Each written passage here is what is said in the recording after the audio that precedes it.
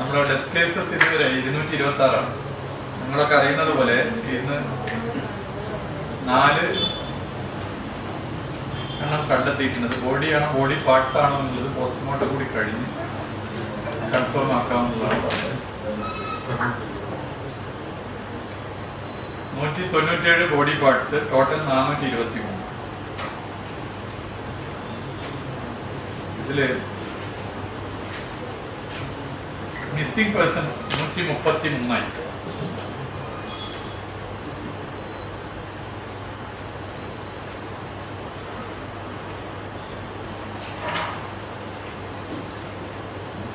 Burial നടന്നത് body 1, body part 2, total 3.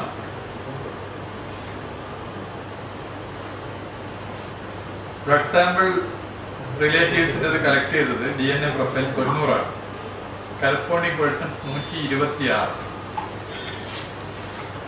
പ്രധാനമായിട്ടും ബഹുമാനപ്പെട്ട മുഖ്യമന്ത്രി നമ്മളൊക്കെ ചർച്ച ചെയ്ത വിഷയമാണ്. ദുരന്ത ബാധിതർക്ക് അടിയന്തരമായ ഒരു ആശ്വാസ ധനസഹായം നൽകണമെന്ന് നിങ്ങളിൽ പലരും ഇക്കാര്യം ശ്രദ്ധപ്പെടുത്തിയിട്ടുണ്ട്. പൊതുവെ നമ്മളൊക്കെ ചർച്ച ചെയ്തതാണ്. അതിന്ന് പ്രഖ്യാപിച്ചിട്ടുണ്ട്. മുണ്ടക്കൈ ചൂരൽമല പ്രദേശത്ത് ഉരുൾപൊട്ടലിൽ ഒന്നും ബാക്കിയാകാൻ നിൽക്കുന്നവർക്ക് മറ്റൊരു വാസസ്ഥലത്തേക്ക് മാറ്റുന്നതിന് അടിയന്തര സഹായം നൽകാൻ വേണ്ടി പൊതുവെ തീരുമാനിച്ചു. ഇവിടുത്തെ ഈ പ്രദേശത്തെ ദുരന്തബാധിതരായ എല്ലാവർക്കുമാണ് സഹായം ലഭിച്ചത്. ജീവനോപാധി നഷ്ടപ്പെട്ട കുടുംബത്തിലെ പ്രായപൂർത്തിയായ ഒരു വ്യക്തിക്ക് 300 രൂപ വീതം ദിവസവും നൽകും.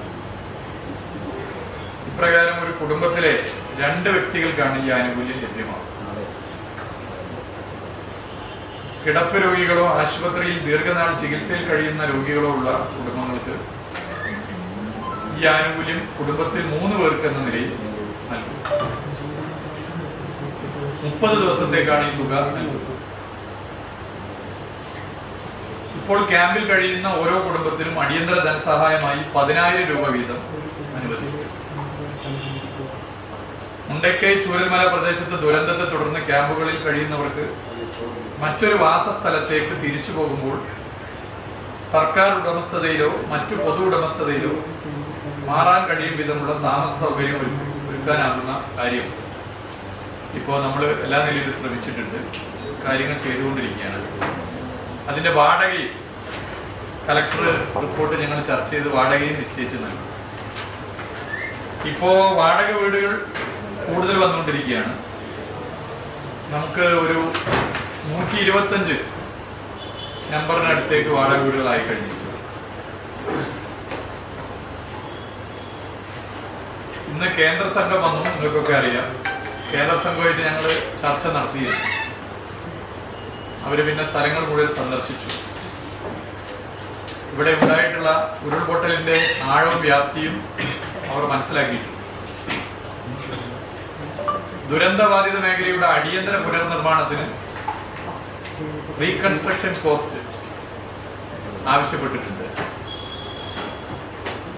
ഡർബീസ് ക്ലിനിക് ദുരന്ത മേഖലയിലെ മണ്ണും ചളിയും തകർന്ന കെട്ടിടാവശിഷ്ടങ്ങളും നീക്കം ചെയ്യാൻ 90 ദിവസമെങ്കിലും വേണം. അതിനും പ്രത്യേക സഹായം ആവശ്യപ്പെട്ടിട്ടുണ്ട്.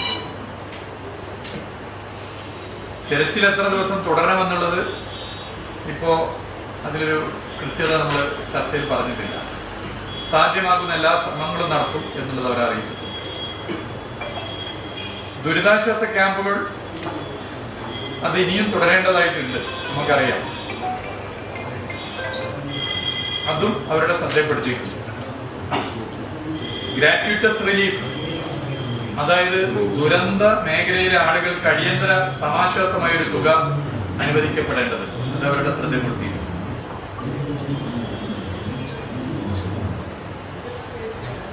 അതുപോലെ തന്നെ നമ്മൾ ചർച്ച ചെയ്ത ഒരു പ്രധാന വിഷയമാണ് ഈ വായ്പ പണമിടപാടൊക്കെ നടത്തിയവരെ ഭീഷണിപ്പെടുത്തുകയും അല്ലെങ്കിൽ ഫോൺ ചെയ്ത് പണം ചോദിക്കുന്ന സ്ഥിതി. കർക്കശ നിലപാടാണ് സംസ്ഥാന സർക്കാർ സ്വീകരിച്ചിട്ടുള്ളത്.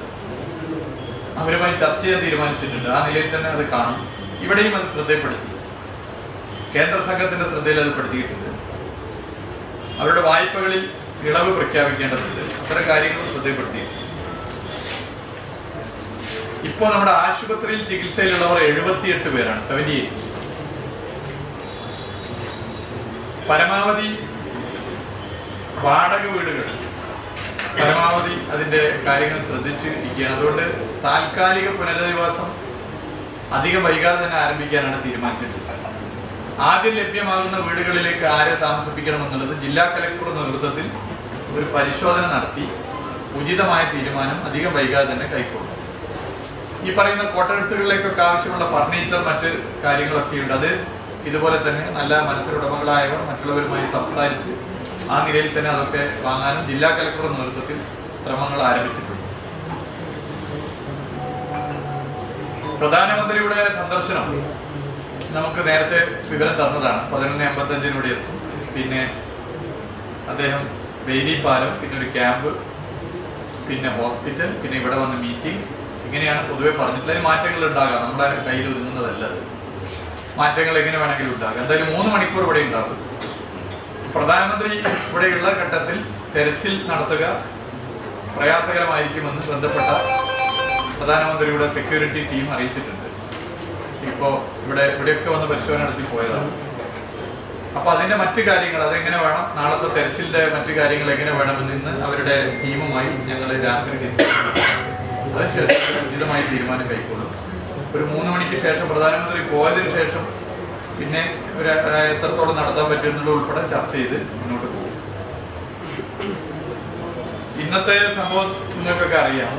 അപ്പോൾ വയനാട് ജില്ലയിൽ മാത്രമല്ല, ഇപ്പോൾ മലപ്പുറത്തും കോഴിക്കോടും പാലക്കാട്, ഇപ്പോൾ പത്തനംതിട്ട വരെ ഉണ്ട് എന്നാണ് പറയുന്നത്. ഇത് ഈ വിവരം അറിഞ്ഞ ഘട്ടത്തിൽ തന്നെ ഞങ്ങൾ കലക്ടറേറ്റിലുണ്ടായിരുന്നു. കേന്ദ്ര സംഘത്തെ കാത്ത് ഞങ്ങളിവിടെ നിൽക്കുകയായിരുന്നു. അപ്പോൾ തന്നെ എല്ലാ ഇടപെടലും ഇവിടെ ഞങ്ങളെല്ലാവരും ഉണ്ടായിരുന്നു. MLA മാരുണ്ടായിരുന്നു, ജില്ലാ പഞ്ചായത്തിൻ്റെ പ്രസിഡന്റ് ഉണ്ടായിരുന്നു, ഉത്തരവാദിത്തപ്പെട്ട ഉദ്യോഗസ്ഥരുണ്ടായിരുന്നു, ജില്ലാ കലക്ടർ ഉണ്ടായിരുന്നു. എല്ലാ നിലയിലുള്ള ഇടപെടലും അതാത് സ്ഥലങ്ങളിൽ നടത്തിയിട്ടുണ്ട്. നാഷണൽ സെന്റർ ഫോർ സെസിമോളജി ന്യൂഡൽഹി അവരുമായി ഇതുമായി ബന്ധപ്പെട്ട കാര്യങ്ങൾ ചർച്ച ചെയ്തു. വയനാട്ടിൽ ചില പ്രദേശങ്ങളുണ്ടായ ഭൂമിക്കടിയിൽ നിന്നുള്ള ഈ ശബ്ദങ്ങൾ അത് ഭൂചലനമല്ല എന്ന നിഗമനമാണ് ഇപ്പോൾ പറഞ്ഞിട്ടുള്ളത്. അതിന് കൂടുതൽ കാര്യങ്ങൾ ഇനിയും അറിയേണ്ടതുണ്ട്. നാഷണൽ സെന്റർ ഫോർ സെസിമോളജി ന്യൂഡൽഹിയുമായിട്ടാണ് ചർച്ച ചെയ്തത്. ഇത്രയും കാര്യങ്ങളാണ് എന്ന് പറയുന്നത്. ഇതിൽ ഒരു കാര്യം കൂടി സൂചിപ്പിക്കുന്നത് ജനകീയ തെരച്ചിലാണ്. ജനകീയ തെരച്ചിലിന്റെ അനുഭവം ക്യാമ്പിൽ നിന്നും തെരച്ചിലിന് വന്ന ആളുകൾ അവിടെ എത്തി പലരും നിങ്ങളൊക്കെ കണ്ടതാണ്. വൈകാരികമായിരുന്നു അവര്. പക്ഷേ അത് ഇനിയും ജനകീയ തെരച്ചിൽ ഉണ്ടാകുന്നത് നല്ലതാണെന്നുള്ള അഭിപ്രായമാണ് ശ്രദ്ധപ്പെടുത്തിയിട്ടുള്ളത്. അതിന്റെ ഭാഗമായി ഞായറാഴ്ച രാവിലെ മുതൽ ജനകീയ തെരച്ചിൽ ഞായറാഴ്ച എല്ലാ നിലയിലും നടത്തുമെന്നുള്ളതും അറിയിച്ചിരിക്കുന്നു. അൽസലാമ ഐ ഹോസ്പിറ്റൽ 21 ലക്ഷത്തോളം സന്തുഷ്ടരായ ഉപഭോക്താക്കളും 2 ലക്ഷത്തോളം തിമിര ശസ്ത്രക്രിയകളും പൂർത്തിയാക്കിയ മലബാറിലെ ഏക കണ്ണാശുപത്രി. ലോകോത്തര നിലവാരമുള്ള ചികിത്സാ സംവിധാനങ്ങൾ, എല്ലാ നേത്രരോഗ ചികിത്സാ സൗകര്യങ്ങളും വിദഗ്ധരായ ഡോക്ടർമാരുടെ മേൽനോട്ടത്തിൽ. Al Salama eye hospital, hospital road, Perinthalmanna.